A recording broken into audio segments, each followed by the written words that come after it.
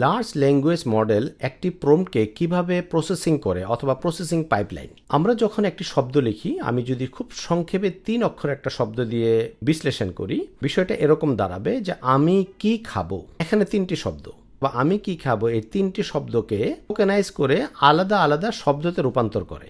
দ্বিতীয় ধাপটি হচ্ছে এমবেডিং। এমবেডিং শব্দ যদিও শুনতে একটু আমাদের কাছে কঠিন মনে হতে পারে, কিন্তু এটি একেবারেই সহজ। প্রতিটি সংখ্যাসূচক টোকেন এখানে একটি বহুমাত্রিক সংখ্যার ভেক্টরে পরিণত করে। এই ভেক্টরগুলো শব্দের অর্থ এবং সম্পর্ক ধারণ করে। যেমন আপনি যদি বলেন আমি, পাশাপাশি সে আমি, আমরা, আমাদের শব্দের ভেক্টরগুলো কাছাকাছি থাকে। আপনি যদি বলেন রাজা, সে রানী, রাজকুমার, রাজকুমারী, এই ভেক্টর শব্দগুলো কাছাকাছি থাকে। অর্থাৎ একটি সংখ্যাসূচক বহুমাত্রিক ভেক্টর তার কনটেক্সট অনুযায়ী সে সাজিয়ে রাখে, যাতে পরবর্তী শব্দটি সে গেস করতে পারে। আমাদের শব্দগুলোকে সে টোকেন এবং টোকেনকে নির্দেশ করার জন্য একটি সংখ্যাসূচক ভেক্টরের মাধ্যমে প্রতিটি শব্দকে সে একটি সুন্দরভাবে পজিশন এনকোডিং প্রসেসের মাধ্যমে সাজিয়ে রাখে, যেটা ট্রান্সফর্মের মডেলে স্বাভাবিকভাবে শব্দের ক্রম অনুযায়ী হবে তা বোঝায় না। কারণ আপনারা মনে করতে পারেন যে নাম্বার ক্রম অনুযায়ী থাকে, বিষয়টি তা না।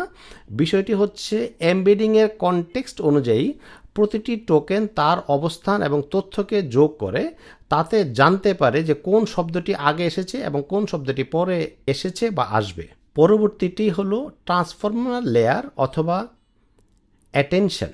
সংক্ষেপে আমরা এটা বলতে পারি যে এই লেয়ারে সে বুঝতে চেষ্টা করে কোন শব্দটি আগে আসবে, কোন শব্দটি পরে আসবে। উদাহরণস্বরূপ, যেমন সে খেলতে গেল কিন্তু ফিরে এলো না। এখানে দ্বিতীয়তে সে কাকে বোঝাচ্ছে তা মডেল আগের টোকেনের সাথে সম্পর্ক বিশ্লেষণ করে সেটা বুঝতে পারে। আর শেষ ধাপটি হচ্ছে আউটপুট জেনারেশন। এখানে ম্যাজিকটা ঘটে।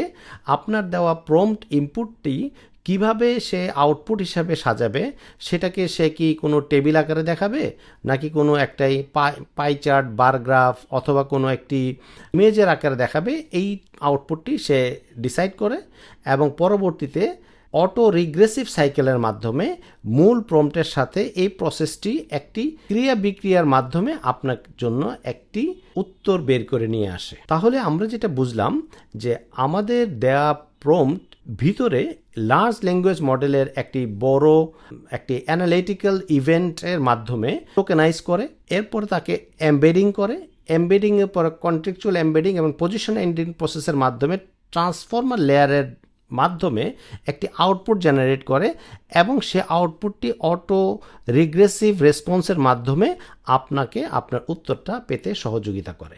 যদি আমরা সারসংক্ষেপ বুঝতে পারি, একটি প্রম্পট প্রথম রিসিভ করার পরেই এটিকে ছোট ছোট অংশে টোকেনে ভাগ করা হয়, তারপর সেটাকে এমবেডিং ও পজিশন যোগ করা হয়, তারপর ট্রান্সফর্মার লেয়ারের মাধ্যমে প্রসেস করা হয়, এরপরে প্রবাবিলিটি ডিস্ট্রিবিউশন তৈরি হয়, এরপরে ধাপে ধাপে আপনার উত্তরটি সে প্রসেস করে।